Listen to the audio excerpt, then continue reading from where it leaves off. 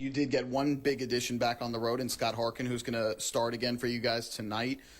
Speak about how impressive his stuff was his first go-around with the Ducks earlier this year. Well, he was fantastic. You know, he came in and he only had those 3 starts for us, I think, and went 3-0, but immediately became our number 1 starter, you know, after we seen him the first game. So to get Scotty back is huge for us.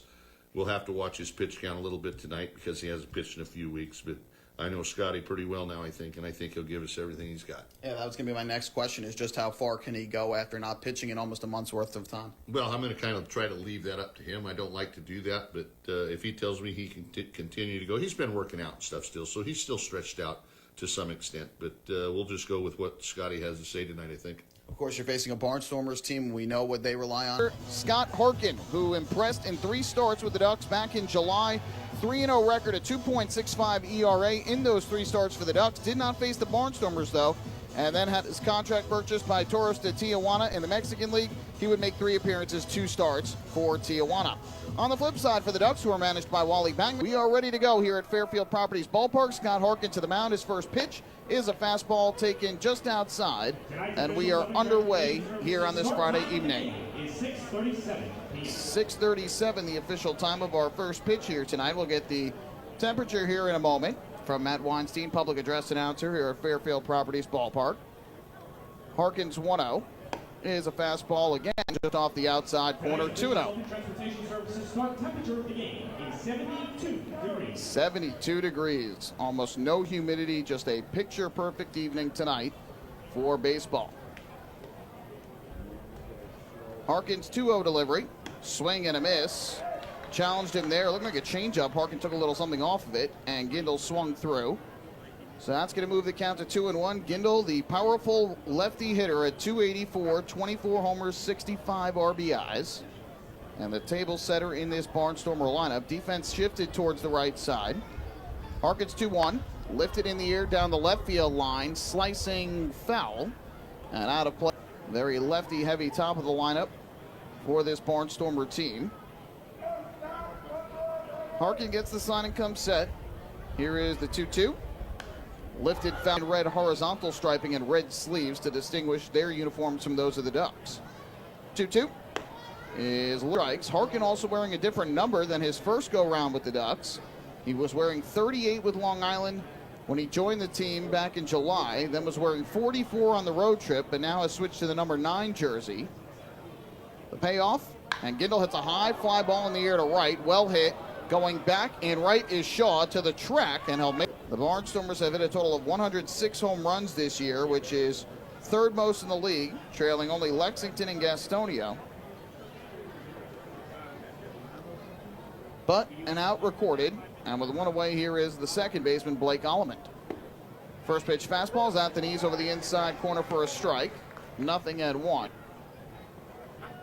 Harkin's 0-1, down in the dirt, blocked by Hector Sanchez. Fortunately, the south shore of Long Island was mostly prevented from any sort of real trouble. First pitch here to Deaza is a fastball taken upstairs for ball 1. All the floodwaters flooding their ballpark in Bridgewater, TD Bank Ballpark. Popped up in the air to first base. Davidson Romero camped right under it. And he will make the catch, and a good start for Scott Harkin in the opening inning. In his return to the Ducks, he retires the side in order on 3 outs in the air, which means it's a PSEG Long Island energy-efficient inning. We'll dig in, batting from the left side.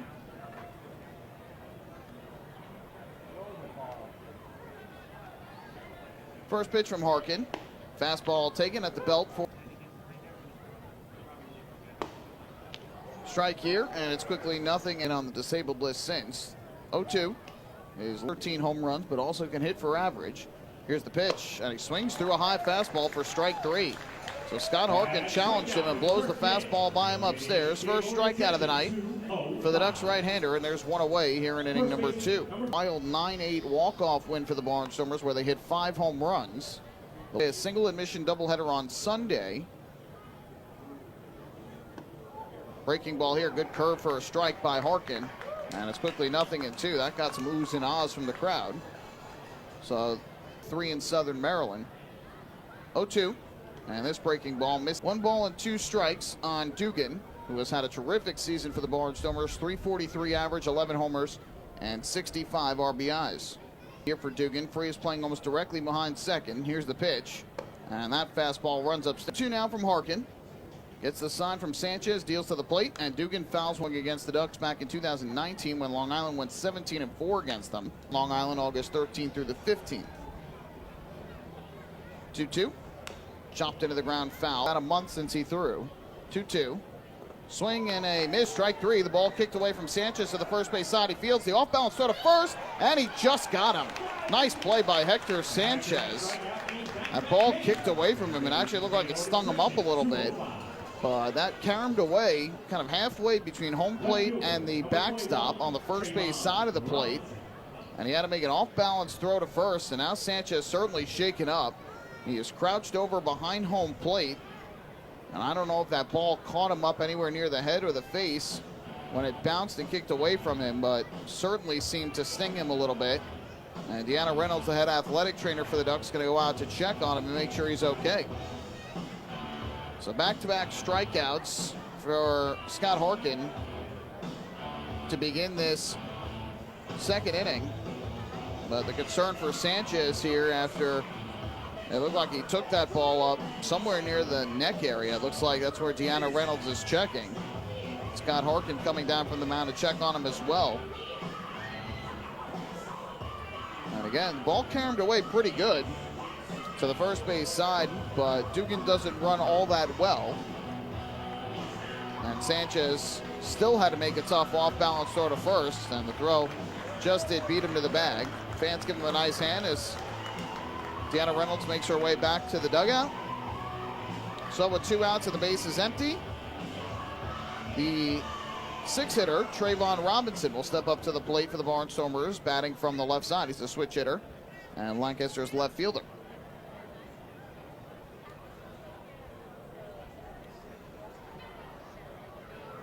Harkin gets the sign. His first pitch on the way to Robinson is a big curveball, but this one just misses outside. 1-0.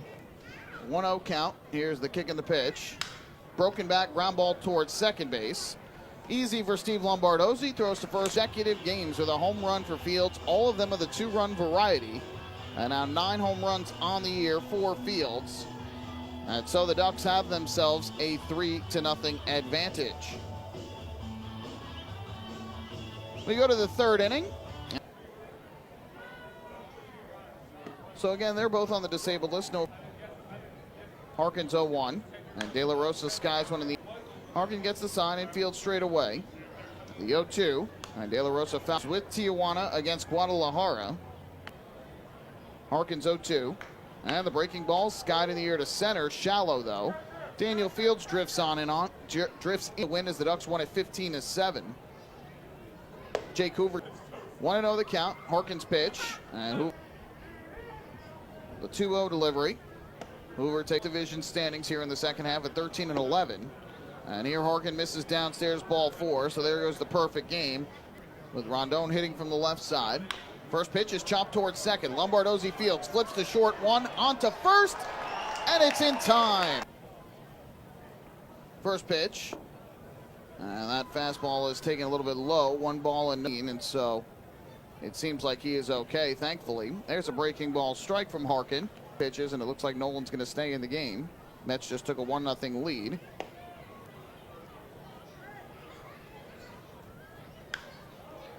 Pops one up in the air here behind third base. Ty Kelly, a long run back onto the warning. Porto RBI single has the Mets on top.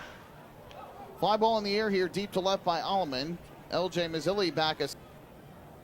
First pitch from Harkin to De Aza is taken downstairs for a ball 1-0 for Lexington. 1-0, and they have hit 3 home runs in the early going down in Gastonia. Ground ball to the right side and through. There's a base hit for LA. First pitch to Galen, and he takes off the out. Max Posey for West Virginia. Jimmy Paredes with his 7th home run of the season. 2-0 here, and there's a fast. Free is the shortstop, shaded up the middle. The 2-1 pitch is another strike. Galen smacks one in the air, fouled out. 2-2. Line in the air to right center field, shallow. On the run in is Shaw. He can't get it. It'll land for a base pitch from the right-hander. And Kelly Dugan takes a curveball that misses low and outside. Harkin's 1-0. This is on the ground at first base, and it's this one the reverse. 1-1. Normally plays in third base. 2-1. Dugan takes a curveball. 2-2. And Dugan almost went after it. Here's the 3-2 delivery. And Dugan lifts the fly ball in the air to center. A couple steps over to his right is Daniel Fields. He'll make the catch pitch from Scott Harkin to Trayvon Robinson, which is a breaking ball taken outside, 1-0. The Ducks have had 23 members of their organization play for Long Island and then make it back to the major leagues, or to the major leagues for the first time after playing for the Ducks. But only one of those 23 had the Long Island Ducks organization, have played for the Ducks and gone on to play in the major leagues. Ground ball back to the mound. Harkins makes